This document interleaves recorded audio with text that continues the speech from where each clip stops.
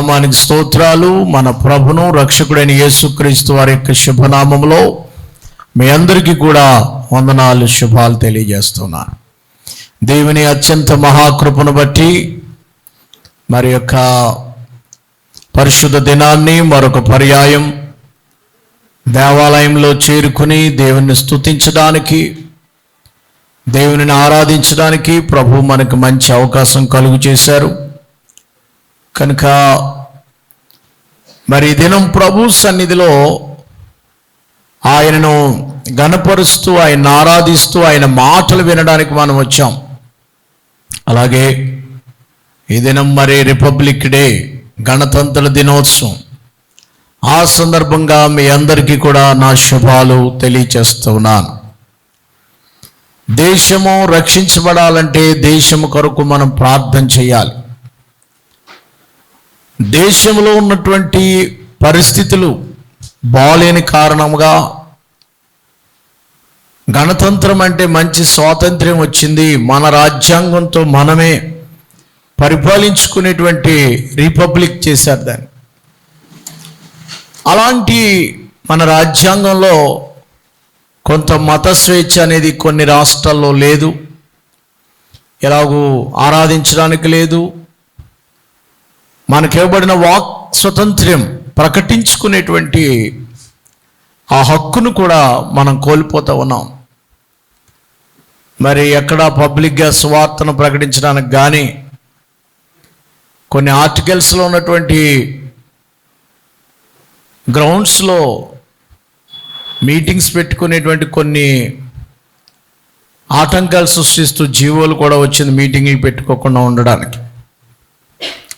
ఇలాంటి పరిస్థితులన్నిటిని బట్టి కూడా మనమంతా స్వేచ్ఛగా ఈ గణతంత్ర ఉత్సవాల్ని చేసుకోలేకపోతున్నాం. ఒక ఉత్తరప్రదేశ్లో ఒక ఇద్దరు పాస్టర్ గారిని సువార్త చెప్తున్నారని చెప్పి 5 సంవత్సరాలు జైలు వేశారు, 25,000 పెనాల్టీ వేశారు. వారు ఉత్తరప్రదేశ్లో మీటింగ్ పెట్టుకుంటున్నారని. సో ఇలాంటి దేశంలో మనం ఉన్నాం. ఎలాగూ మనం స్వతంత్రం వచ్చిందని చెప్పి జెండా ఎగరవేయగలం. దైవ సేవకులు కొంతమంది హింసించబడుతున్నారు. సువార్తను స్వేచ్ఛగా మన దేవుణ్ణి మనం ఆరాధించుకునేటువంటి ఆ హక్కును హరించి వేస్తున్నప్పుడు మనం ఒక రకంగా ఇబ్బంది పడేటువంటి పరిస్థితుల్లో మన స్వేచ్ఛ హరించిపోతుంది. ఏ రాజ్యాంగమో, ఏ స్వతంత్రమో మనకు వచ్చిందో ఆ స్వతంత్ర భారతదేశంలో, ఆ గణతంత్ర భారతదేశంలో ఏ పౌరుడు తనకు నచ్చిన దేవుణ్ణి నమ్ముకోవడానికి, తన నచ్చిన దేవుణ్ణి ప్రకటించుకోవడానికి, తన నచ్చిన దేవుణ్ణి కలుసుకునే హక్కులు అనేవి కొన్ని కాలరాసిపోతూ ఉన్నాయి.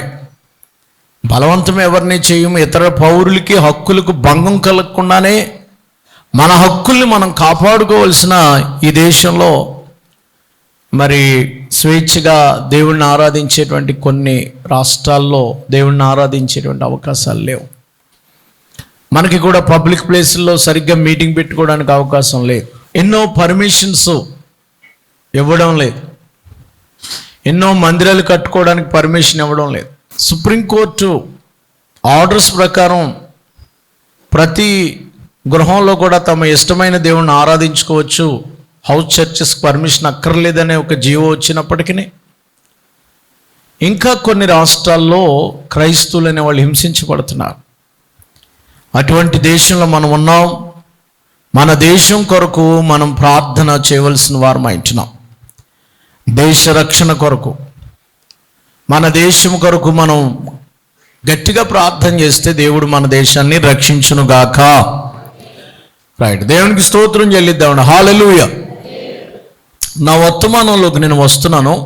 ఎంతమంది దేవుడు మనతో రావాలి, మనతో ఉండాలి, మన కూడా ఉండాలి అని తలస్తున్నారు? దేవుడు మనకు తోడుగా ఉండాలి, దేవుడు మనతో ఉండాలి, దేవుడు మనల్ని నడిపించాలి అని ఆశపడతా ఉన్నా. ఎంతమంది దేవుడు మనతో ఉండాలనుకుంటున్నారు? మన కూడా రావాలి, నా కృప నీకు తోడైండును మనం అనుకుంటాం కదా, నేను నీకు తోడై ఉండేదను, నేను మీతో సదాకాలం ఉంటాను, నేను మీతో కూడా వస్తాను అని అన్నాడు కదా దేవుడు. ఎంతమంది దేవుడు మనతో కూడా వస్తే మనకి అన్నీ సేఫ్గా ఉంటాయి, దేవుడు మనతో కూడా రావాలి అని ఎంతమంది అనుకుంటున్నారు? అలా అనుకున్న వాళ్ళు గట్టిగా చేయొద్దు, దేవునికి స్తోత్రం చెప్పండి. మీరందరూ దేవుడు మీతో కూడా రావాలని అనుకుంటున్నారా? దేవుని మాతో ఉంటే బాగుంటుంది, మమ్మల్ని నడిపిస్తే బాగుంటుంది. దేవుడు మాతో కూడా వస్తే ఇంకంతకంటే భాగ్యం ఏంటి? మనం పాడతాం కదా, నీవు ఉంటే మాకు చాలు యేసయ్యా, యేసు నువ్వు మాతో కూడా రావాలయ్యా, నువ్వు వస్తే మాకెంతో ఆశీర్వాదమయ్యా. దేవుడు రండి దేవా, పరిశుద్ధాత్మ దేవుడా రండి, మా మధ్యలో ఉండండి, మమ్మల్ని నడిపించండి, మాట్లాడండి, పరిశుద్ధాత్మ దేవుడా మమ్మల్ని. ఎంతో ఇలాంటి పదాలు మనం వాడుతూ ఉంటాం. ఈ రీతిగా మాతో రావాలి ప్రభు, అని మమ్మల్ని నడిపించాలి ప్రభు, మాతో ఉండు నాయన, నా చుట్టూ ఏమంటాం మనం, నా చుట్టూ నువ్వు ఉండు నాయన, నేను ప్రయాణం వెళ్తున్నా, నాతో రండి దేవా, నేను కూలి పనికి వెళ్తున్నాను పొద్దున్న నుంచి సాయంత్రం వరకు, చెప్పట్లేదు మీరు, కాపాడండి ఆయన, నేను స్కూల్కి వెళ్తున్నాను, ఆఫీస్కి వెళ్తున్నాను, లేదా పనికి వెళ్తున్నాను, దేనికో వెళ్తున్నాను, వ్యాపారంకి వెళ్తున్నాను, తోడుగా ఉండు అంటారు కదా. సో నేనేమంటున్నానంటే, దేవుడు మీతో కూడా రావాలి అని అనుకుంటున్నప్పుడు దేవుడు ఏమంటున్నాడంటే, నిర్గమకాండము 33వ అధ్యాయము 3వ వచనాన్ని మనం చదువుకుందాం. నిర్గమకాండం లేకపోతే 33వ అధ్యాయం 1వ వచనం నుంచి చదువుదాం. 3కు ముఖ్యంగా చదువుకుందాము, 1వ వచనం కూడా చదువుదాం. మరియు యెహోవా మోషేతో ఇట్లనెను, నీవు ఐగుప్తు దేశము నుండి తోడుకుని వచ్చిన ప్రజలను బయలుదేరి నేను అబ్రహాముతోను, ఇస్సాకుతోను, యాకోబుతోను ప్రమాణం చేసి నీ సంతానమునకు దీన్ని ఇచ్చేదనని చెప్పిన పాలు తేనెలు ప్రవహించు దేశమునకు లేచిపోండి. నేను నీకు ముందుగా దూతను పంపి కానానీయులను, అమ్మోరీలను, హిత్తీయులను, పెరిజ్జీలను, హివ్వీలను, యెబూసీయులను వెళ్ళగొట్టేదను. మీరు లోబడిన ప్రజలు కనుక నేను మీతో కూడా రాను. మీరు ఏమంటున్నారు ఇప్పుడు? మాతో రండి, మాతో రండి, మా కూడా ఉండండి అన్నారు కదా, మాతో వస్తే బాగుండు అన్నారు కదా. దేవుడు ఏమంటున్నాడు? I am not with come, నేను మీతో కూడా రాను. ఐ యామ్ సెండింగ్ ఓన్లీ, నేను మిమ్మల్ని పంపిస్తానంటే మీరు వెళ్ళండి, నేను మీతో కూడా రాను. ఏంటిది ఈ వార్త? ఇది దుర్వార్త. నేను మీతో కూడా రాను. ఆయన మనతో రావలసిన దేవుడు, మనకు కూడా ఉండవలసిన దేవుడు, నడిపించవలసిన దేవుడు. మీతో కూడా నేను రాను. అదేంటి? నేను రానయ్యా. ఆదివారం మందిరానికి వచ్చింది ఎందుకు? ఆయన మనతో ఉంటాడని, మనల్ని దీవిస్తాడని, మనల్ని బలపరుస్తాడని, మనల్ని ఆశీర్వదిస్తాడని, మనతో మాట్లాడతాడని, మనల్ని కాపాడతాడని. కానీ దేవుడు ఏమంటున్నాడు? ఐఎమ్ నాట్ విత్ కమ్, నేను మీతో రాను, నేను రావట్లేదు మీతో, మీరు వెళ్ళండి. మొదటిది ఏమంటున్నాడంటే, మోషే నీవు నీ ఐగుప్తు నుండి తోడుకుని వచ్చిన ఈ ప్రజలు బయలుదేరి వెళ్ళిపో. ఇదిగో నువ్వు ఇశ్రాయేలు ప్రజల్ని తోడుకొచ్చావు కదా, తోడుకొచ్చింది ఎవరు? దేవుడే. కానీ దేవుడు ఏమంటున్నాడు? నువ్వు తీసుకొచ్చిన ప్రజలను నువ్వు తీసుకెళ్ళిపో, వాళ్ళు ఎవరో అన్నట్టుగా మాట్లాడుతున్నాడు. వాళ్ళని తీసుకెళ్ళి, సరే నేను వాగ్దానం చేశాను కదా, అబ్రహాం, ఇస్సాకు, యాకోబులతో వాగ్దానం చేశాను కదా, మీకు ఒక దేశం ఇస్తానని.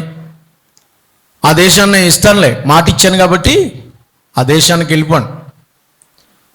నేను రాను, ఒక దూతను పంపిస్తాను. నేనైతే రాను, ఆ దూతను పంపిస్తాను. మొదటేమో నేను రాను, ఒక దూతను పంపిస్తాను.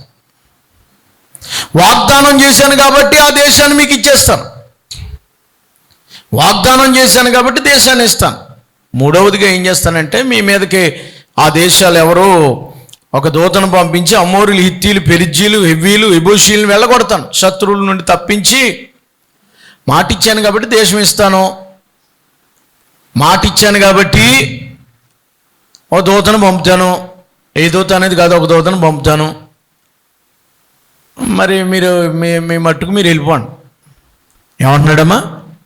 మీ అంతటా మీరు వెళ్ళిపోండి, నేనైతే రాను. మీకు ఆహారం ఇస్తాను, దేశం ఇస్తాను, అన్నీ ఇస్తాను, కానీ నేను మాత్రం రాను. ఎలా ఉంటుంది అంటారు? అప్పుడు మనకు కూడా ఏం కావాలంటే దేవుడిచ్చే కావాలి, కానీ మనకేమక్కర్లేదు, దేవుడు అక్కర్లేదు. నీకు ఆరోగ్యం ఇస్తాను, ఓకే. నీకు స్వస్థత ఇస్తాను, ఓకేనా. నీకు ఆహారం ఇస్తాను, ఓకేనా. సార్ నీకు డబ్బు కావాలా, డబ్బు ఇస్తాను, ఓకే. నీకు దేశం కావాలి, ఇల్లు కావాలి, అన్నీ కావాలి, అన్నీ ఇస్తాను, కానీ నేను మీతో కూడా రాను. ఎలా ఉంటుంది అంటారు? ఇలా అంటే ఏమంటే మీకు ఎలా ఉంటుంది చెప్పండి. సరే చాలు ప్రభా. చాలామందికి ఎలా ఉంటుందంటే, సర్లే ప్రభా నువ్వు రాపని పర్లేదు, కానీ మాకు ఎన్ని ఎత్తున్నావు కదా, ఈ చాలు, నువ్వు మాతో రావక్కర్లేదు, ఆహారం ఇస్తున్నావు సరిపోద్ది, అన్నం పెడతావు సరిపోతుంది, ఆరోగ్యం ఇస్తున్నావు సరిపోతుంది. చాలామంది లైఫ్ స్టైల్ ఎలా ఉందంటే, దేవుడు అక్కర్లేదు కానీ ఏం కావాలట? They don't want God's presence, they want only promises only. దేవుని సన్నిధి అక్కర్లేదు వీళ్ళకి. దేవుడు మీతో రానంటున్న కారణం ఏమిటి? ఒకసారి వేళ పరిశీలన చేద్దాం. చాలామంది ఏమంటే, నేను మమ్మల్ని క్వశ్చన్ అడిగి అప్పుడు నేను చెప్తాను. మీకు దేవుడు మీతో రావాలా, దేవుడిచ్చే కావాలా? చాలామంది ఆ టైప్లో లేరండి. దేవుడు మనతో రావాలని అంటే దేవుడికి ఇష్టంగా బతుకుతారు కదా. దేవుడు మీతో రావాలంటే, ఎవరైనా మీతో రావాలంటే దేవునికి ఇష్టంగా మీరు జీవించాలి కదండి. దేవుడు మాతో రావాలంటే, దేవుడు నీ కూడా రావాలంటే, దేవుడు నిన్ను నడిపించాలంటే నువ్వు ఆయనకి ఇష్టమైన జీవితం జీవిస్తున్నావా లేదా? That's a question. దేవుడు రావాలి, దేవుని చిత్తం కావాలి, దేవుడు మమ్మల్ని నడిపించాలి, దేవుని ఆత్మ కుమ్మరించబడాలి అడుగుతున్నా నీవు. చాలామంది ప్రపంచంలో చాలామంది ఈ రీతిగా ఉన్నారు. దేవుడు అక్కర్లేదు కానీ దేవుడిచ్చే మాత్రం కావాలనేవారు. ఏం చేసుకుంటావు దేవుడు లేకుండా? దేవుడు లేనటువంటి జీవితం, దేవుడు లేనటువంటి విజయం, దేవుడు లేనటువంటి బ్రతుకు శూన్యం, వెరీ మిజరబుల్ అన్నాడు. దేవుడు లేనటువంటి ఇల్లు ఉందనుకోండి, ఉంటదే. దేవుడు ఇల్లు ఇస్తానన్నాడు, నీకు వాగ్దానం, నీకు ప్రామిస్ ఇచ్చాడు కదా, వాగ్దానం కోటలోనే కదా నీ మాట్లాడి ఇచ్చేతాను, కానీ నేను రాను. ఎందుకు రాడు? ప్రజలు ఈ మాట విని ఏడుస్తున్నారట. 4వ వచనంలో ప్రజలు ఈ దుర్వార్తను విని దుఃఖించారట, ఏడ్చారట. అయ్యో ఏం చేసుకుంటామయ్యా? ఏమంటే మాట అనండి, నువ్వు రాకపోతే మేము ఏం చేసుకుంటాం? నువ్వు వస్తేనే కదా ఏదైనా చేసేది. దేవుడు లేనటువంటి ఇల్లు కానీ, దేవుడు లేనటువంటి బ్రతుకు కానీ, దేవుడు లేనటువంటి జీవితం కానీ వ్యర్థం అండి. దానివల్ల పెద్ద ఉపకారం లేదు. వీళ్ళు దేవుడు ఎందుకు రానంటున్నాడు? మొదట ప్రభా నువ్వు ఇచ్చి ఏంటి? మీ నాన్నగారు ఉన్నాడు, మీకు అన్నీ ఇస్తానంటాడు ఆయన. పెళ్ళికి అమ్మ నీకు కావాల్సిన డబ్బు అంతా ఇస్తాను కానీ నేను రాను అన్నాడు అనుకో, మీ ఫాదర్ ఎలా ఉంటుంది?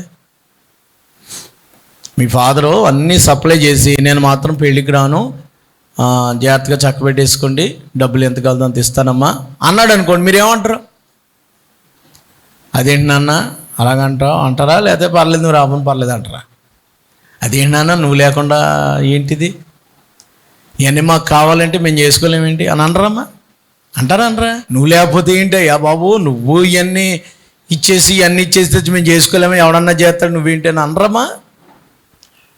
జనరల్గా అంటాం మనం.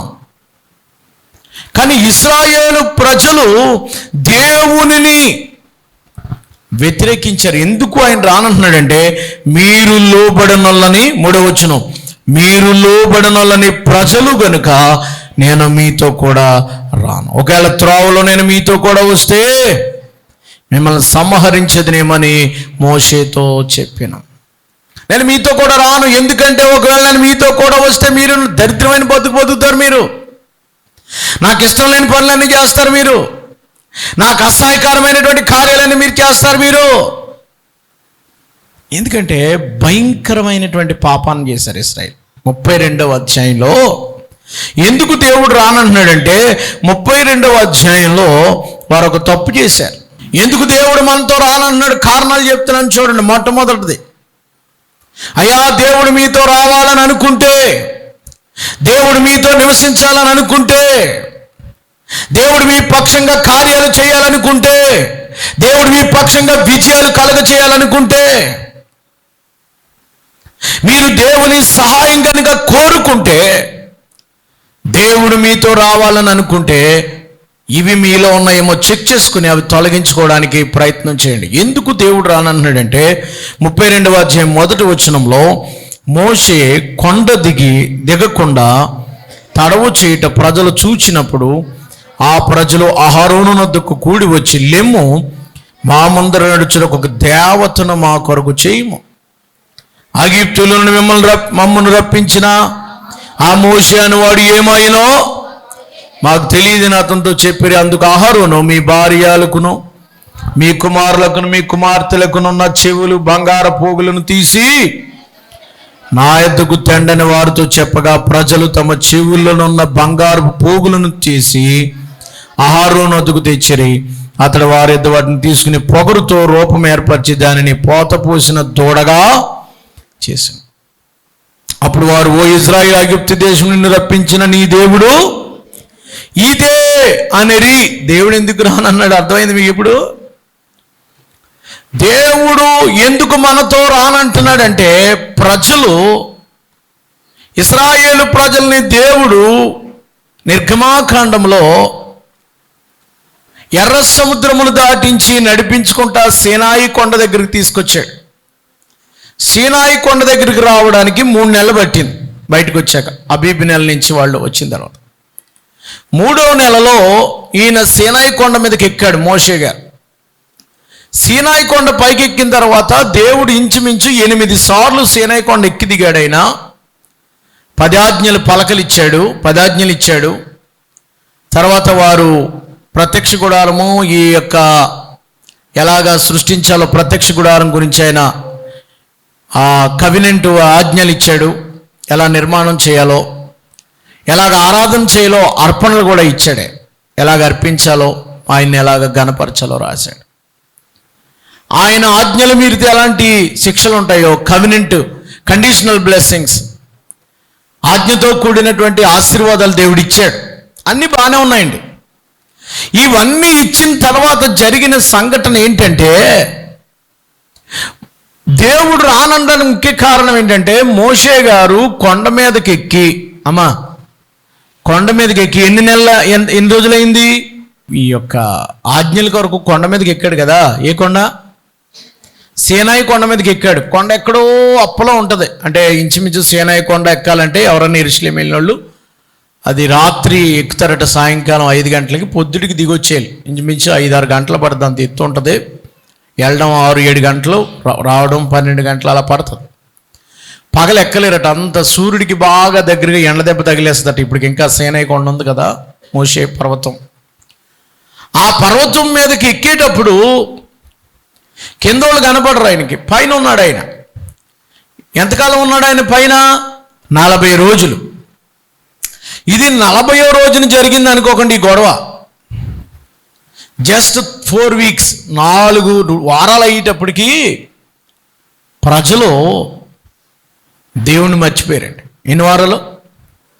4 వారాలు. జస్ట్ 4 వారాలు. మొట్టమొదటిది ఎందుకు దేవుడు వారితో రానంటం ఏంటంటే, 4 వారాల్లో వారు దేవుని యొక్క కార్యాలని మర్చిపోయారు. దేవుడు చేసిన అద్భుత కార్యాలను మర్చిపోయారు. దేవుడు చేసినటువంటి ఆశ్చర్య కార్యాలు మర్చిపోయారు. ఎన్ని రోజుల్లోని? కేవలం 4 రోజుల్లో, 4 వారాల్లో. 30 రోజులు, 32 రోజులు, 35 రోజులు అవుతుంది ఈ గొడవ మొదలయ్యేటప్పటికి. వీళ్ళు ఏమన్నారంటే, మోషే కొండ దిగకుండా తడవ చేయట ప్రజలు చూచినప్పుడు ఆ ప్రజలు అహరోను దగ్గర, మోషే ఇంకా కిందకి రావట్లేదు, ఎంతకాలం ఉంటాడు ఈయన అని చెప్పేసి వాళ్ళు పైన వాళ్ళట దేవుణ్ణి ఏం చేశారంటే, వాళ్ళు త్వరగా మర్చిపోయారు ఆయన్ని. త్వరగా తిరిగిపోయారు, దేవుని దగ్గర నుండి త్వరగా వెనక్కి వెళ్ళిపోయారు. నేను మీతో కూడా చెప్పేది అదే. మీరు దేవుని దగ్గర తిరిగిపోవడానికి దేవుని యొక్క సూచన లేవా? దేవుడు వారితో ఉన్నాడు అనడానికి ఒక సూచన ఉంది ఇశ్రాయేలుకి. ఏం సూచన అమ్మా? ఏం సూచన ఉంది? దేవుడు ఇశ్రాయేల్ నడిపిస్తున్నాడు అనడానికి ఒక గుర్తు ఉంది. ఏం గుర్తు చెప్తారు ఎవరైనా? ఏంటమ్మా?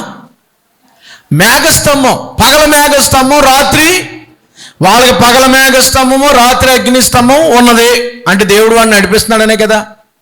అది వాళ్ళ ముందుంది. రెండవది ఇంకో సూచన ఏంటి? ప్రతిరోజు మన్నా కురుస్తుంది, ప్రతిరోజు ఆహారం పడుతుంది. దేవుడు ఆహారం ఇస్తున్నాడు, పగల మేఘస్తంభం ఉంది. మూడవది నీరుంది, అన్నీ ఉన్నాయి. దేవుడిచ్చే ఆహారం ఉందండి. దేవుడు మనల్ని నడిపిస్తున్నాడు. దేవుడు మోషే జస్ట్ 4 వారాలు పైకి వెళ్ళాడు అంతే. అదైనా దేవునితో గడపడానికి. నేను ఇన్ని రోజులకి ఇచ్చేస్తాను అనేం అనలేదు ఆయన. కొద్ది కాలం ఆయన మోషే దేవునితో కూడా గడుపుతున్నాడు. కిందనున్న ప్రజలు కొద్ది ఆలస్యమయ్యేటప్పటికి, మోషే కనబడిపోయేటప్పటికి కొండ మీద దేవునితో ఉన్నాడు మోషే. ఆజ్ఞలు రాసుకుంటున్నాడు, ప్రత్యక్ష గుడారం గురించి రాసుకుంటున్నాడు. దేవుడు ఏమేం చెప్తున్నాడో అవన్నీ కూడా మనసు పెడుతున్నాడు. స్ట్రక్చరు ప్లానింగ్ ఇస్తున్నాడు దేవుడు. మందసం ఎలా ఉండాలి, ప్రత్యక్ష గుడారం ఎలా ఉండాలి, బల్లలు ఎలా ఉండాలి, ఆరాధన ఎలా చేయాలి, సంఘం ఎలా కూడుకోవాలి, ఇవన్నీ చెప్తున్నాడు ఆయన. న్యాయ విధులు చెప్తున్నాడు. తప్పు చేసిన ఎలా శిక్షించండి, లేకపోతే ఇలా క్షమించండి, కుష్ఠరోగం వస్తే ఇలాగా ఇవన్నీ చెప్తుంటే మోషే రావటం ఆలస్యమై దేవుడిచ్చినటువంటి ఉన్నాయి వాళ్ళ దగ్గర. దేవుడు బొత్తిగా వదిలేశాడంట ఏమైనా ఉందమ్మా? లేదు కదా. మేఘస్తంభం కనబడుతుంది రోజు, పగలు, రాత్రేమో అగ్ని కింద మారిపోతుంది ఆ మేఘం. వాళ్ళకి దేవుడు ఉన్నాడనే సూచన ఏంటంటే వాళ్ళ మీద ఈ మేఘం ఉన్నది కదా, ఎండ రాదు వాళ్ళకి. ఇంకా పగలు ఎవరి మీదకి ఎప్పుడు ఎండ దెబ్బ తగలటం అని లేదు. 40 రోజులు 50 డిగ్రీలు ఉన్నా అమ్మా, 40-50 డిగ్రీలు ఎండ కాస్తున్నా, అది మరి పైగా ఎక్కడ అడవిలో ఎడారిలో ఆ ఎండ ఎలా ఉంటుందండి? మనకంటే రంపచోడవరం ఈ ప్రాంతాల్లో ఎండ ఎక్కువ ఉంటుంది కదా, కొండల మీద. ఆ కొండ ప్రాంతంలో ఉన్న వాళ్ళకి ఎండ తగలకుండా దేవుడు నీడ పెట్టేశాడు, మేఘం పెట్టేశాడు. రాత్రేమో వాళ్ళకి చీకటి అయిపోతే కరెంట్ అక్కర్లేదు వీళ్ళకి. ఆ మేఘమే అగ్నిగా మారిపోద్ది, అగ్నిస్తంభంగా. చల్లెడుతుంది అనే బాధ లేదు. లైట్ అక్కర్లేదు, కిరసనాలు అక్కర్లేదు, పెట్రోల్ అక్కర్లేదు, పవర్ అక్కర్లేదు, లేకపోతే సోలార్ అక్కర్లేదు. అదే మారిపోతూ ఉంటుంది. దేవుడు లేకపోవటం చూసి వాళ్ళ దేవుని కార్యాలు అక్కడ ఉన్నప్పటికీ కూడా వాళ్ళు ఏం చేశారంటే దేవునికి బదులుగా ఏం చేసుకుందాం అనుకున్నారు? వాళ్ళు ఒక గోల్డ్ కాఫ్ అంటే దూడను తయారు చేద్దామని అనుకున్నారు. అది మొదటి తప్పు. త్వరగా తిరిగిపోయారు అనమాట. అది జస్ట్ 4 వీక్స్ అంతే. దేవుని సూచనలు ఉన్నప్పటికీ, దేవుని కృప ఉన్నప్పటికీ, దేవుని యొక్క ఆశ్రయం అన్ని కలుగుతున్నప్పటికీ వాళ్ళు ఏం చేశారంటే త్వరగా వాళ్ళు త్వరగా తిరిగిపోవటం. మానవ నైజం చాలా త్వరగా తిరిగిపోతూ ఉంటాం. జస్ట్ మీకు ఒక ఉదాహరణ చెప్పనా? జస్ట్ మనం ఎలా ఉంటామంటే కిన్నర్ గార్డెన్లా ఉంటాం. ఇప్పుడు టీచరు కిన్నర్ గార్డెన్ అంటే ఎల్కేజీ, ఈ హై స్కూల్ చదివే ఫస్ట్ క్లాసు, సెకండ్ క్లాసు, 1వ తరగతి 2వ తరగతి చదివే వాళ్ళు ఉంటారు కదా, వాళ్ళు మాస్టర్ ఉన్నప్పుడు క్లాసులు ఎలా ఉంటారు? మాస్టర్ క్లాసులు ఉన్నారనుకుంటే ఎలా ఉంటారు? చాలా సైలెన్స్గా, డిసిప్లిన్గా ఉంటారు, చేతిలో కర్రదండి. మాస్టర్ బయటికి వెళ్ళిపోయాడు అనుకోండి, ఎలా ఉంటారు? ఆ స్కూల్లో వాయిస్ ఎలా వస్తుందండి? పక్క క్లాసులోనేమో మాస్టర్ ఉంటాడు, ఈ క్లాసులో మాస్టర్ ఉండడు. ఆ క్లాసులో వాళ్ళు ఎంతో సైలెంట్, ఈ క్లాసు వాళ్ళు ఎలా ఉంటారమ్మా? గోల కింద ఉంటుంది. మళ్ళీ మాస్టర్ వచ్చేసాడు అనుకోండి, ఎలా ఉంటుంది స్కూల్? జస్ట్ లైక్ మీరు అంతే.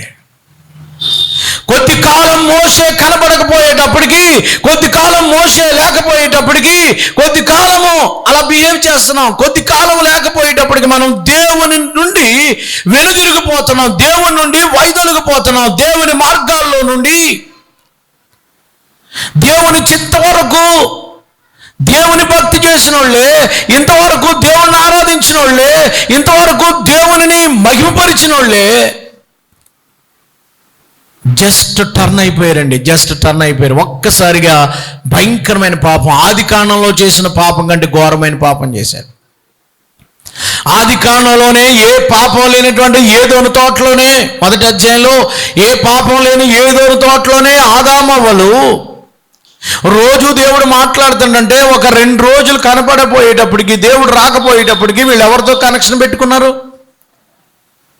సాతానుతో కనెక్షన్ పెట్టుకుని దేవునికి విరుద్ధముగా ఇశ్రాయేలు ప్రజలకు మధ్యన దేవుడు కనబడి వారికి నిబంధన చేసి, నేను నీ ప్రజలుగా ఉంటాము, మీరు నా ప్రజలుగా ఉండమని చెప్పినటువంటి బిడ్డలు 1-2 వారాల్లోనే మారిపోతాం. నేనేమన్నానంటే ఫస్ట్ పాయింట్ ఏంటంటే, ఎందుకు దేవుడు రానన్నాడంటే 1-2-3 వారాల్లోనే మన భక్తి మారిపోతుంది. 1-2-3 వారాల్లోనే మన యొక్క బ్రతుకు మారిపోతుంది. మన బ్రతుకు ఎలా ఉంటుందంటే, ఆదివారం అంతా చెప్పండి, ఆదివారం ఇది మన భక్తి గురించి చెప్పనా, ఆదివారం ఇది చర్చి చాలా పరిశుద్ధంగా ఉండాలి. ఆదివారం ఓయ్ పాస్టర్ గారు ఉన్నప్పుడు ఎలా ఉండాలి? పాస్టర్ గారు వచ్చారు, అక్కడ పాస్టర్ గారు ఉన్నారు, అక్కడ ఏం మాట్లాడుతున్నా అంటే మన భక్తి ఎలా ఉందన్నమాట. పాస్టర్ గారు లేకపోతే, మందిరాలు లేకపోతే, ఆ స్థలానికి ప్రయారిటీ ఇస్తున్నాం, పాస్టర్ గారికి ప్రయారిటీ ఇస్తున్నాం, ఇది దేవుని పరిశుద్ధ స్థలం అని. ఇక్కడే నువ్వు మరి పరిశుద్ధంగా ఉంటావు, బయటికి వెళ్ళి ఆదివారం ఇది, ఆదివారం దాటితే సోమవారం నీ ఇష్టం వచ్చినట్టు తిరిగిపోతున్నావు, సోమవారం నీ ఇష్టానుసారంగా. అందుకే దేవుడు నీతో రానంటున్నాడు నిన్ను. త్వరగా తిరిగిపోవటం మొదటి పాయింట్. ఎందుకు దేవుడు రానంటున్నాడంటే మనము త్వరగా మళ్ళీపోతున్నాం. అంతవరకు పాయింట్లోకి వస్తున్నాను. అంతవరకు అహోరాత్రులు దేవుడు దేవుడు దేవుడు దేవుడు దేవుడు అని నడిచిన ఈ క్రైస్తవ జనాభా ఎవరి చుట్టూ తిరుగుతున్నారు? ఇశ్రాయేలీలు. బంగారపు తోడను ఒకదాన్ని చేయించుకుని దాని స్థలంలోకి వెళ్ళి అక్కడున్న ప్రదేశంలోకి వెళ్తున్నారు. దేవుడు అన్నాడు, దాని మాయలో మీరు పడిపోతారేమో, వాటి ఛాయ అయినను వాటి పేరైనను మీరు ఎత్తకూడదు. ఒక ఆజ్ఞను వాళ్ళు బ్రేక్ చేశారు. ఆజ్ఞల్లో ఒక ఆజ్ఞను వాళ్ళు తృణీకరించారు. త్వరగా తిరిగిపోయి, మానవ తత్వం ఎలాంటిదంటే త్వరగా తిరిగిపోతారు మీరు. మనం ఎలా ఏమైపోతామండి? త్వరగా తిరిగిపోయేటువంటి నైజం మంది. అందుకే దేవుడు, ఒకవేళ నేను మీతో వస్తే మీరు నాకు ఇష్టం లేనటువంటి ప్రదేశాల్లో కనబడి, మీరు నాకు ఇష్టం లేని వాటిని మీరు చేసినట్లయితే ఒకవేళ నేను మిమ్మల్ని సంహరించేదనేమో. జాగ్రత్త. 20వ అధ్యాయంలో, నిర్గమకాండం 20వ అధ్యాయంలో 23వ వచనంలో మీరు నన్ను కొలుచుచు చేసుకోనకూడదని దేవుడు చెప్పాడా లేదా? ఇది 20వ వచనంలో చెప్పాడు. 32వ వచనంలో పాపం చేశారు. మంటి బలిపీఠము నా కొరకు చేసి దాని మీదే దహన సమాధాన బలులు అర్పించాలి కదా. దేవుడు ఇంకేం చెప్పాడు? ద్వితీయోపదేశకాండములో దేవుడు వారికి స్పష్టంగా చెప్పాడు. ద్వితీయోపదేశకాండము 11వ అధ్యాయం 16వ వచనం, మీ హృదయము మాయలలో చిక్కి త్రోవ విడిచి ఇతర దేవతలను పూజించి వాటికి నమస్కరించకుండా, ఒకవేళ వారు మిమ్మల్ని రమ్మని పిలుస్తారేమో, మాయలో పడిపోతారేమో. వారి మాయల్లో పడిపోకూడదు మీరు. ఇది మీ హృదయాల్లో, మీ మనస్సుల్లో ఉంచుకోవాలి. వాటి వైపు వెళ్లకుండా మీరు మీ తలకి బాసికాల కింద కూడా కట్టుకోండి వాక్యాలు అన్నాడు దేవుడు. దేవుని కోపం వారి మీద రగులుకుందట. దేవుని కోపం వారి మీద రగులుకుంటుంది. నా కోపం వారి మీదకి వస్తుంది అంటున్నాడు ఆయన. మీరు ఆ నిర్గమకాండం 32వ అధ్యాయంలో 7వ వచనంలో, కాగా యెహోవా మోషేతో ఇట్లను దిగి వెళ్ళుము, ఐగుప్తు దేశంలో రప్పించిన నీ ప్రజలు చెడిపోయారు. వారు లోబలనులని ప్రజలు కనుక నా కోపము వారి మీద మండుతుంది. చూడండి 11వ వచనంలో, నీ ప్రజల మీద 10వ వచనంలో, కావున ఊరకుండము నా కోపము. దేవునికి కోపం. అది దేవునిని విడిచి వేరే తిరిగితే, ఫస్ట్ పాయింట్, దేవుణ్ణి విడిచి తిరిగిపోదానికి కోపమే. దేవుని బిడ్డలైన వారు దేవుని మార్గంలో నుంచి కాక, ఆయనకి ఇష్టమైన త్రోవల్లో కాక, ఆయనకి ఇష్టం లేని త్రోవల్లో నడిచి ఇక్కడ ఆరాధన చేస్తున్నారే. పాస్టర్ గారి ముందు ఒకలాగా ఉంటాం, కానీ దేవుడు అన్ని స్థలాల్ని చూస్తున్నాడు, అన్ని వేళలా ఉన్నాడు. ఆయనకి మరుగైన స్థలము ఏదైనాను కలదా? ఆయనకి మరుగైంది ఏదైనా ఉందండి? ఇది మొదటిది, టైం లేదు కానీ ఆ రెండో మాట కూడా చెప్తాను. రెండవది ఏంటంటే మోషే కొండ దిగకుండా తడవు చేయుట. రెండవది ఏంటో తెలుసండి? పేషెన్స్. సహనం లేదు వీళ్ళకి. ఎప్పుడైతే ఓర్పు నశించిపోతో ఇంకా రావట్లేదు, ఎంతసేపు చూడాలండి మేము, ఇంకా రావట్లేదు, మోషే అన్నవాడు ఏమయ్యాడో మాకు తెలియదు. రెండో వచనం అదే కదా, మొదటి వచనంలో మోషే అన్నవాడు, ఆ మోషే అన్నవాడు ఏమయ్యాడు, ఏమయ్యానో మాకు తెలియట్లేదు. ఆ మోషే అన్నవాడు అన్నాడు లేదన్నమాట. ఆ మోషే అన్నవాడు ఏమయ్యాడు, ఆ మోషే అన్నవాడు వీళ్ళు ఎవరు అనుకుంటున్నారు? వీళ్ళు చూడండి ప్రియులారా, సహనం తగ్గిపోయింది. రెండవది చూడండి, ఆ మాట అండి, ఎప్పుడైతే పేషెన్స్ లాస్ అవుతామో, సహనం కోల్పోతామో, మనం వెంటనే అవిశ్వాసం అయిపోతాం. వెంటనే ఇంకొక దాంట్లోకి వెళ్ళిపోయే అవకాశం ఉంది. ఇంకెంతకాలం, ఇంకెప్పుడు చేస్తాడు దేవుడు, ఇంకెప్పుడు నాకు కాపాడుతాడు. నీవు కొన్ని జీవితాల్లో సహనం, పేషెన్స్ ఆయన తడవ చేయటం చూచి వీళ్ళు సహనాన్ని కోల్పోయారట. ఇక మనం ఏదోటి చేసుకుందాం రెడీ అయిపోయారు. సహనాన్ని కోల్పోతున్నారు. దేవుని యొక్క జవాబు రావటం ఆలస్యం అయ్యేటప్పటికి మనం ఏం చేస్తామంటే మనకి ఇష్టమైన త్రోవలు ఎందుకు ఎత్తుక్కుంటాం. దేవుని యొక్క చిత్తాన్ని కొంచెం ఆలస్యం అయ్యేటప్పటికి, ఆలస్యం కాదు అది, దేవుడు ప్రణాళిక సిద్ధం చేస్తున్నాడు అక్కడ. దేవుని కోసం ఆలస్యం చేయట్లేదు ఆయన, తగిన టైంలో ఇద్దామని చూస్తున్నాడు ఆయన. నువ్వు అనుకున్నావు ఈ ఇల్లు కట్టాలి ఈ టైంలో అనుకుంటే, ఈ టైంలో పెళ్ళి అవ్వాలనుకో, ఈ టైంలో ఉద్యోగం రావాలనుకో, ఈ టైంలో పాస్ నువ్వు సెట్ చేసుకున్నావు, ఆ టైంలో జరగలేదు అనుకో, నువ్వు దేవుని దగ్గర ఆ సహనాన్ని కోల్పోయి ప్రభా నీ చిత్తం ఏంటో సర్లే అని అనవు. నీ ఇష్టమేదో అది నెరవేర్చుకోవడానికి ప్రయత్నం చేస్తావు. ఎప్పుడైతే సహనం కోల్పోతామో, ఎప్పుడైతే ఇంకెంతకాలం చూడాలి, 7 మోషాలను వాడు ఏమయ్యాడు అని చెప్పేసి వీళ్ళు ఏమనుకుంటున్నారంటే వేరే ఆప్షన్ ఎన్నుకుంటున్నారు. వేరే ఆప్షన్ ఏంటి? వేరే ఆప్షన్ ఏంటమ్మా? దూడని తయారు చేద్దాం అని అనుకుంటున్నారు. రెండవది వాళ్ళు పేషెన్స్ లాస్ అయ్యారు, సహనాన్ని కోల్పోయారు. అరణ్యం అంతా గందరగోళంగా ఉంటుందండి అమ్మా. అరణ్యం ఎలా ఉంటుందండి? గందరగోళంగా ఉంటుంది. ఒక్క పక్కన అరణ్యం అంటే రోడ్డు సరిగ్గా ఉండదు, ఏమి సరిగ్గా ఉండవు, వాటర్ సరిగ్గా ఉండదు, ఫెసిలిటీస్ సరిగ్గా ఉండవు. మనం కూడా అరణ్య జీవితంలో ఉన్నాం. కొన్నిసార్లు కష్టాల్లో అరణ్యంలో నడుస్తున్నప్పుడు కొంచెం గందరగోళంగా అనిపించవచ్చు. అలాంటప్పుడు సహనం కోల్పోతున్నావేమో. నువ్వు సహనం కోల్పోయి దేవునికి విరుద్ధంగా తిరిగితే నీతో కూడా రాడు. లోబడకపోతే మొదట వీళ్ళు త్వరగా దేవుని వైపు నుండి వెనక్కి మళ్ళీపోయారు, దూరం చేసుకుందామని ఆలోచనకు వచ్చేసారు. రెండవది సహనం కోల్పోయారు. ఇంకెందుకు దేవుని కొరకు కనిపెట్టుకోవాలి, ఇంకెంతకాలం మోషే కోసం చూడాలి, ఇంకెంతకాలం ప్రార్థన చేయాలి, ఇంకెంతకాలం ఈ కష్టాలు అనుభవించాలని సహనాన్ని కోల్పోతున్నావు. అప్పుడు నీవు దేవుని మీద నుంచి వెనక్కి తిరిగిపోయే అవకాశం ఉంది. అప్పుడు దేవుని యొద్దకు రాడు. సరే మీకు ఇస్తానన్నది ఇస్తాను, ఆలస్యం అయినా, కానీ నేను మీతో కూడా రాను. ఇది రెండవది. మూడవది ఏంటో తెలుసా? దేవుని నుంచి దూరం, అన్ఫెయిత్ఫుల్నెస్. అంటే ఎప్పుడైతే దేవుడు మోషే కనిపించలేదో వెనదిరిగిపోవటం ఒకటే. రెండోది ఏంటంటే ఎప్పుడైతే సహనం కోల్పోయినప్పుడు ఏమొస్తుందంటే అన్ఫెయిత్ఫుల్నెస్, విశ్వాసాన్ని కోల్పోతాం. రెండవది సహనం ఎప్పుడైతే పోద్దో ఇంక విశ్వాసం పోద్ది. అప్పుడు అంతే, ఇంకా నేను ఇంకా చర్చికి రానండి, ఇంక నేను ప్రార్థన చేసుకోవట్లేదండి. సహనం కోల్పోతాం, నమ్మక ద్రోహం. దేవుని పిల్లలైన వారు విశ్వాసాన్ని కోల్పోయారు. ఇప్పుడు దేవుడిని నమ్మి దేవుడు తీసుకొచ్చాడు వీళ్ళని. ఇశ్రాయేలు ప్రజల్ని ఎర్ర సముద్రం నుంచి దాటించింది మర్చిపోయారు, తెగుళ్ళ నుంచి తప్పించడం మర్చిపోయారు, బండ నుంచి నీళ్లు రప్పించడం మర్చిపోయారు, అన్నీ మర్చిపోయారు. త్వరగా మర్చిపోతున్నాం మనం. దేవుడికి గ్రాటిట్యూడ్ లేదు. రెండవది సహనం మూడవది నమ్మక ద్రోహం. ఏ దేవుడైతే నిన్ను తీసుకొచ్చాడో ఆ దేవుడికే నువ్వు నమ్మక ద్రోహం చేశావు. నేను ఒక విషయం చెప్పనా మీకు? ఎవరైతే రింగ్ లీడర్స్గా ఉన్నారో ఇశ్రాయేల్ సంఘంలో, వాళ్ళు కూడా మోషే ఎక్కడున్నాడు? కొండ మీద ఉన్నాడు. కింద ఎవరున్నారు? ఇశ్రాయేల్. వీరితో భక్తులు లేరా నేను అడుగుతున్నాను. మోషే గారు ఉన్నారు, రెండోది ఎవరున్నారు? మోషే గారు పక్కన నిలబడతాకి పాస్టర్ గారు ఉన్నాడు కదా. ఎవరున్నారమ్మా? అహరోను గారు ఉన్నాడే. మోషేకి దేవుడు ఏ విధమైనటువంటి అభిషేకం ఇచ్చాడో అహరోనుకి కూడా దేవుడు యాజకత్వం ఇచ్చాడు కదా. అహరోను ఉన్నాడు అక్కడ.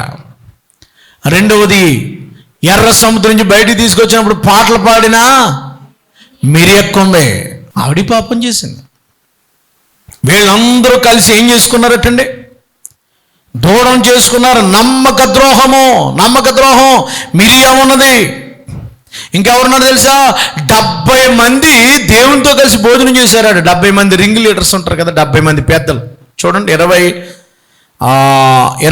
అధ్యాయం తీస్తే మీకు అర్థమవుతుంది. 24వ అధ్యాయం చూడండి, 24వ అధ్యాయం మొదలు వచ్చిన మరియు ఆయన మోషేతో ఇట్లైనా నీవు అహరోనును నాదాబు అబీహు ఇజ్రాయిల్లో పెద్దలలో 70 మంది యెహోవా యొద్దకు ఎక్కి వచ్చి దూరమున సాగిలిపడుడి. మోషే మాత్రమే యెహోవా దగ్గరికి వెళ్తాడు, మిగిలిన వాళ్ళు ఎక్కి రాకూడదు అన్నారు.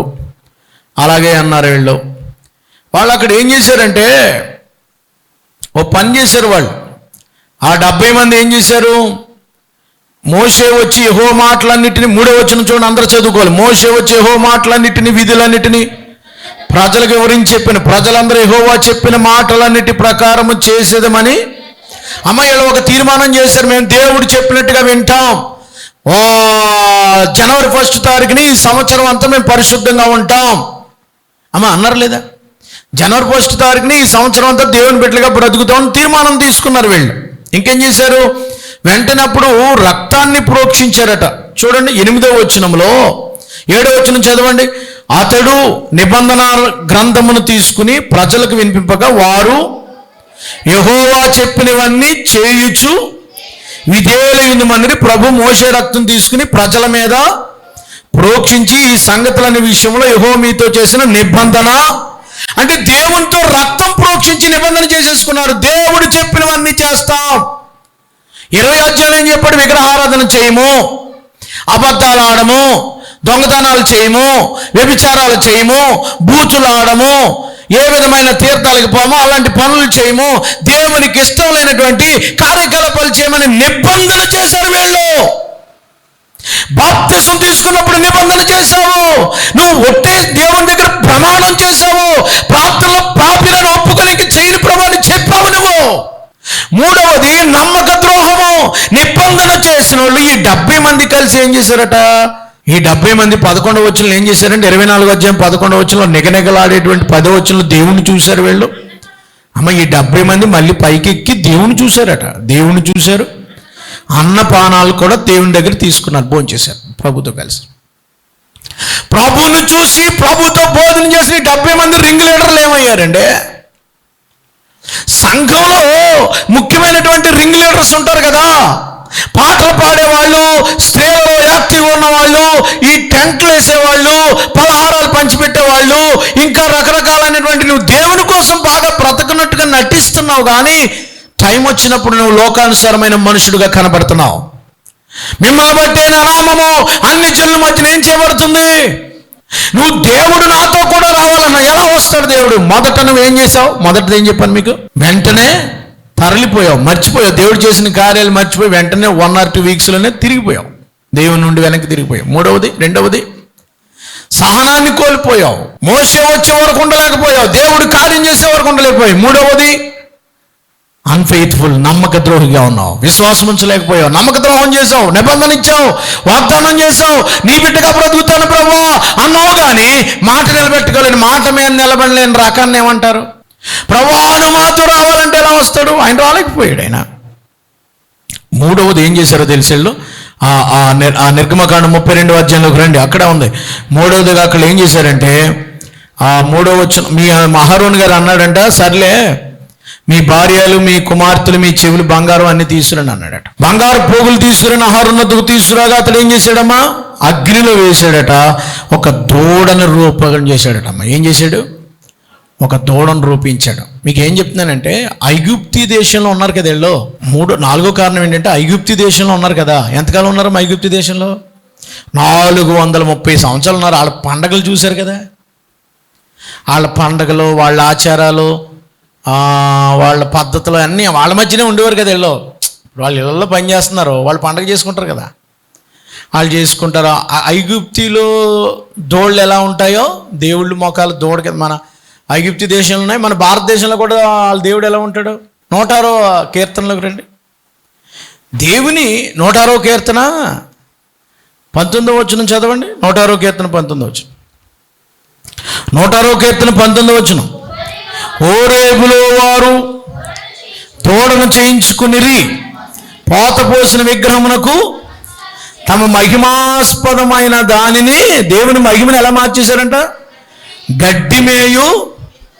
ఎలా వస్తుంది బాబు అంటే నేను ఏం చెప్తున్నానంటే 430 సంవత్సరాలు వాళ్ళతో కలిసి ఉండిపోయారు కదా వీళ్ళు. ఆ ఆచారాలు చూశారు, ఆ పద్ధతులు చూశారు, ఆ యొక్క కార్యకలాపాలు ఎలా చేసుకుంటారు చూసి వీళ్ళు ఐగుప్తిలోంచి బయటకు వచ్చారు, కానీ వాళ్ళ మనసు మాత్రం ఐగుప్తి నుంచి బయటికి రాలేదు, ఇంకా అక్కడే ఉంది. చాలామంది యేసు ప్రభువులోకి వచ్చి చర్చిలోకి వచ్చారు, కానీ ఆచారాలు మాత్రం మానలేదు. పండగ ఆచారాలు మామూలే. మనుషులే వచ్చారు, కానీ మనసులు ఎక్కడున్నాయి? ఐగుప్తి ఆశలే, ఐగుప్తి కోరికలే, ఐగుప్తి పద్ధతులే, ఐగుప్తి ఆచారాలే, లోకాచారాలు మానలేదు. ఎందుకు దేవుడు మీతో రానని అంటున్నాడంటే ఇక్కడ 430 సంవత్సరాలు వాళ్ళతో ఉండిపోయి వాళ్ళు చేయించడం ఆ పద్ధతులన్నీ చూసి వీళ్ళు కూడా వాళ్ళ పండగ చేస్తున్నారు, కానీ వీళ్ళు కూడా ఏం చేశారండి? సేమ్ దూడను చేసుకుని ఆ దూడకు మళ్ళీ ఏం పేరు పెట్టేశారు? 32వ అధ్యాయం చూడండి. అంటే ఎంత దరిద్రం అయ్యో. నిర్గమకాండం 32వ అధ్యాయంలో 4వ వచనంలో వారి యొద్ద వాటిని తీసుకుని పొగరు రూపంతో ఏర్పరిచిన దానిని పోత పోసిన దూడగా చేసెను. అప్పుడు వారు ఏమన్నారు? ఓ ఇశ్రాయేలు, ఐగుప్తు దేశంలో నిన్ను రప్పించిన నీ దేవుడు. ఎంత దారుణం అండి. చేస్తే చేశారు, కానీ దూడకి ఏం పేరెట్టారంట? అమ్మ దూడకి ఏం పేరెట్టారు? యెహోవా అని పేరెట్టారు. ఇనుపే నా దేవుడు అంటే దేవుని. చాలా మంది ఏం చేస్తున్నారంటే దేవుడు పేరుని కూడా విగ్రహానికి వాడేస్తున్నారు. ఆచారాలు అక్కడ పెట్టేశారు, మోగ వాటికి పెట్టేశారు వీళ్ళు. అంటే మొదటి 3వది 4వది ఏం చేశారంటే వాళ్ళు ఆజ్ఞను అతిక్రమించారు, బాధ్యతారహితంగా ప్రవర్తించారు, ఇల్లాజికల్గా ప్రవర్తించారు. మోషే తీసుకొచ్చాడా వీళ్ళని? మోషే ఏమయ్యాడు అన్నారు. మోషే తీసుకొచ్చాడా? యేసుప్రభు తీసుకొచ్చాడు, యెహోవా దేవుడు తీసుకొచ్చాడు వీళ్ళని. ఇంకా వీళ్ళు మోషే రాకపోవడం చూస్తున్నారు, కానీ దేవుడిని చూడట్లేదు వీళ్ళు. ప్రియులారా, నేను ఏం చెప్తున్నానంటే నమ్మక ద్రోహం చేశారు. 3వది సంఘ పెద్దలే, సంఘ విశ్వాసులే, సంఘంలో యాక్టివ్గా ఉన్న వాళ్ళందరూ అక్కడ కనబడితే అది నమ్మక ద్రోహం. దేవుని అన్ని జనుల మధ్యన అవమానపరిచారు మీరు. 4వది ఏం చేశారు అని అంటే ప్రియులారా, వీళ్ళు దేవునికి వ్యతిరేకంగా ఆ యొక్క ఏదైతే ఆచారాలు ఉండిపోయిన వాళ్ళు. 4వది ఏంటంటే వాళ్ళు మనుషులు వచ్చారు, కానీ ఆచారాలు మాత్రం పోలేదు. మనుషులు ఐగుప్తిని విడిచారు, కానీ వాళ్ళ పద్ధతులు మాత్రం మారలేదు. సేమ్ అదే పద్ధతులు, అదే ఆలోచనలు, అదే బుద్ధులు, అదే. చాలామంది నేటి క్రైస్తవుల గురించి మాట్లాడుతున్నాను. చాలామంది చర్చిలోకి వచ్చారు, కానీ పద్ధతులు మాత్రం అన్నిల పద్ధతులు మాత్రం లోక పద్ధతులే, ఆచారాలు మాత్రం తప్పదండి. నేను మీ చుట్టాలు సెలవులు కాబట్టి వస్తారు, వండుకు తినండి కాదంట్లే, దానికి నేనేమంటలేదు, వండుకు తినండి. కానీ వీళ్ళందరూ కలిసి అక్కడికి పోతే మీకు వాళ్ళకి తేడా ఏముందమ్మా? నువ్వు క్రైస్తవుడువా అన్యుడువా? ఒక మాట చెప్పు నాకు. కనుక వీళ్ళు ఏం చేశారు అంటే దేవునికి విరుద్ధంగా వారు ప్రవర్తించారు. చాలా దారుణం. చాలా ముందుకు వెళ్ళిపోతున్నానండి. అంటే వీళ్ళు ఐగుప్తిని విడిచారు, కానీ ఆశలు మాత్రం. ఇక్కడ చాలామంది యేసుప్రభువులోకి వచ్చారు, కానీ ఇంకా పాత పద్ధతులు మాత్రం మాట్లాడట్లేదు. పాత పద్ధతులు మాత్రం మీలో పోలేదు, పాత ఆచారాలు మాత్రం మీలో పోలేదు. సంవత్సరం పొడుగునా యేసుప్రభు అన్నారు, ఒక్క రోజులో మారిపోతున్నారు మీరు. ఒక్క నైట్లో, ఒక్క పూటకి అంతే మీ బతికేంటి, మీరు రొంగంటి బయటపడిపోతారు. అంటే మీ హృదయాల లోతుల్లో ఏముండిపోయింది? నేనేమన్నానంటే మీరు దేవుడు ఉండవలసిన స్థలంలో ఎవరిని పెట్టారు? దేవుడికి ఒక ప్లేస్ ఉంటుంది, దేవుడు కూర్చోవలసిన సీట్లో ఎవరిని కూర్చోబెట్టారు మీరు? ఇక్కడ దేవుడు ఉంటే మీరు అక్కడికి వెళ్ళగలరా? మీరు దేవుని ప్రేమించేవారైతే, దేవుడు మీ హృదయం ఉన్నట్లయితే, దేవుని ఆత్మ మీలో ఉన్నట్లయితే, దేవుని ఆలోచనలతో మీరు ఉన్నట్లయితే మీరు అక్కడికి వెళ్ళలేరు. దేవుడు ఉండవలసిన స్థలంలో మీరు ఎవరినో పెట్టారు. దేవుడిని ప్రేమించవలసిన స్థలంలో దేన్నో ప్రేమించారు. దేవుడికి ఇవ్వాల్సిన స్థానాన్ని ఎవరికో ఇచ్చారు. అందుకే మీ జీవితాల్లో దేవుడు మీతో రానంటున్నాడు. దేవుడు మిమ్మల్ని మీకు కూడా రాను, నేను మీతో ఉండలేను అంటున్నాడు ఆయన. అయ్యో ప్రభువా, నీవు ఇచ్చింది కదా, అసలు నువ్వు నీ ప్రజెన్స్ కావాలి, నీ ప్రామిసెస్ కాదని వాళ్ళు ఎంతమంది ఉన్నారు మన సంఘంలో. నిజంగా నువ్వు దేవుడికి ప్రతిష్ఠించబడిన వాడు అయితే ఏ విగ్రహం చేసుకున్నాను? 4వది ఏం చేశారంటే వాళ్ళు ఐగుప్తి ఆచారాల విగ్రహాన్ని విడిచిపెట్టలే, విగ్రహాన్ని చేసుకున్నారు. కనుక చాలామందికి విగ్రహం అంటే ఏంటంటే, విగ్రహారాధన అంటే ఏంటంటే మనం ఏమి ఆ విగ్రహ రూపాలు ఏం చేసుకోవట్లేదు మన ఇళ్లలో. మనమేమి ఆ బొమ్మను చేసుకుని పూజించట్లేదు, కానీ దేవుడికి ఇవ్వాల్సిన స్థలంలో మనం ఎవరినో కూర్చోబెట్టాం మన ఇంట్లో, అదే విగ్రహం. ఈ మనసులో దేవుడికి ఇవ్వాలి, కానీ ఎవరినో పెట్టావు. ఏం పెట్టావు ఇక్కడ? చూడరానిది ఏదో రీల్స్ చూస్తున్నావు, ఇన్స్టాగ్రామ్లో ఈ రకరకాలైనటువంటి పోస్టులు పెడుతున్నావు. అదే దేవుడికి ఇవ్వాల్సిన, నువ్వు దాన్ని ఎక్కువ ప్రేమిస్తున్నావు. దేవుడిని మానేసి దేవుణ్ణి ప్రేమించవలసిన స్థలంలో యూట్యూబ్లో చూస్తున్నావు, ఫోనోగ్రఫీ చూస్తున్నావు, చెత్త చెత్త బూతు పదాలన్నీ చూసుకుంటున్నావు. దేవుడికి ఇవ్వాల్సిన వాటిలో ఏవేవో తినుచు త్రాగుచు తందనాడడానికి ప్రయత్నాలు చేస్తున్నావు. దేవుణ్ణి ప్రేమించవలసిన నీవు, దేవుడికి ఇవ్వాల్సిన నీ మహిమను ఎవరికో ఎద్దుకో దేనికో దేవుని మహిమను లోకానికి దేవునితో మహింపరచవలసిన ఈ శరీరముతో దేవుణ్ణి ఆరాధించవలసిన ఈ యొక్క బాడీతో లోక సంబంధమైన పనులు చేస్తున్నావు. నువ్వు ఎలాగూ దేవుడు నీతో వస్తాడు. ఇప్పుడు చెప్పండి, రమ్మంటారు ఆయన్ని. ఎలా పోనీ వస్తానంటున్నాడు. ఇవి ఉన్నాయి నీలో, తీసేయి.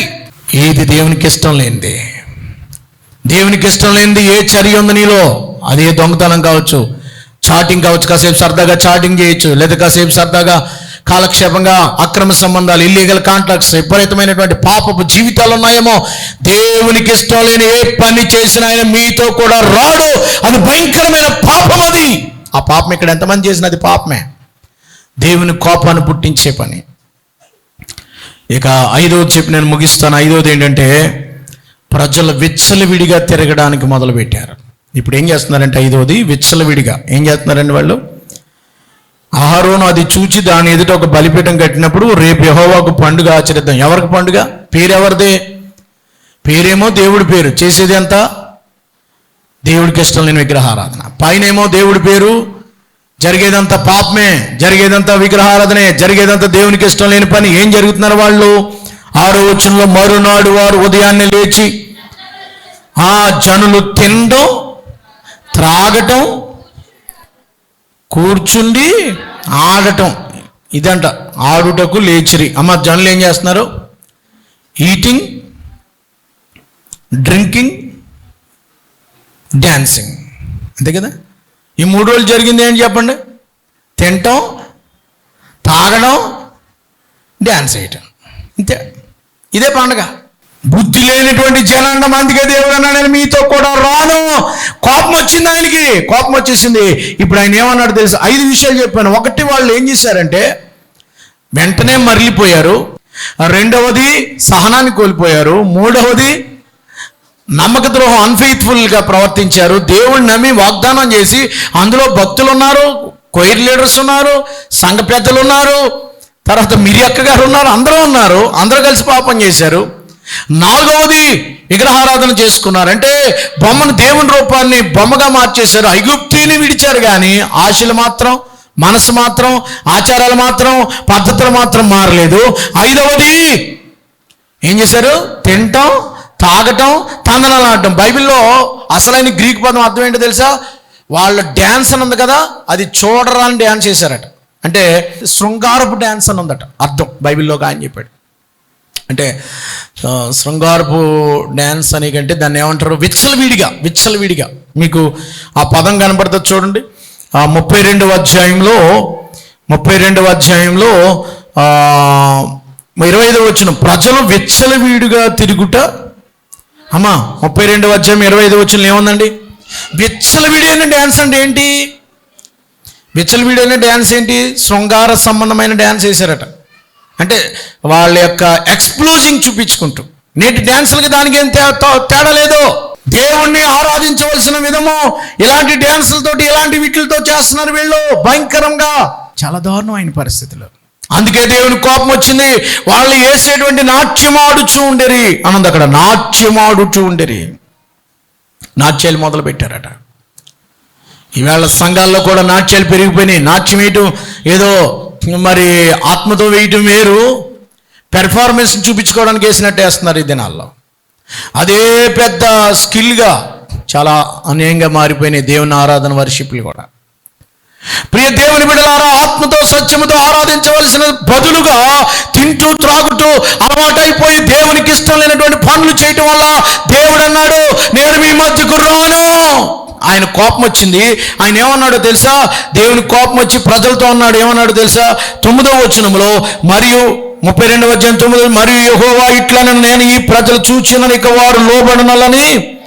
ప్రజలు నేను చాలాసేపు చూసిన వారు లోబడిన ప్రజలను ఊరకుండము, నా కోపం వారి మీద మన్నుండును, నేను వారిని కాల్చివేసి నిన్ను గొప్ప జన్మగా చేసిన మోసే కాల్చేస్తానన్నాడు. దేవుడు ఏమి ఉపయోగిస్తాడు? లాస్ ఏంజల్స్లో ఏమొచ్చిందమ్మా? పోయిన వారం చెప్పాను, లాస్ ఏంజల్స్ ఏమొచ్చింది? అగ్ని. కాల్చేస్తానన్నాడు దేవుడు. దేవునికి విరుద్ధముగా తిరిగితే, దేవుడు లేకుండా మనం బ్రతికితే ఆయన కాల్చివేస్తానంటున్నాడు ఆయన. వెంటనే మోషే ఏమన్నాడు తెలుసా? మోషే తన దేవుడని యెహోవా బ్రతిమాలుకుని, యెహోవా నీవు మహాశక్తి వలన బాహుబలం వలన ఐగుప్తుని రప్పించి నీ ప్రజలకు కోపం మండనేలా, ఆయన కొండల్లో వారిని చంపినట్లు భూమి మీద నుండి నశింపజేయనట్లు కీడు కొరకే వారిని తీసుకుని పోయి ఐగుప్తుల్ని అలా చెప్పుకోవాలయ్యా.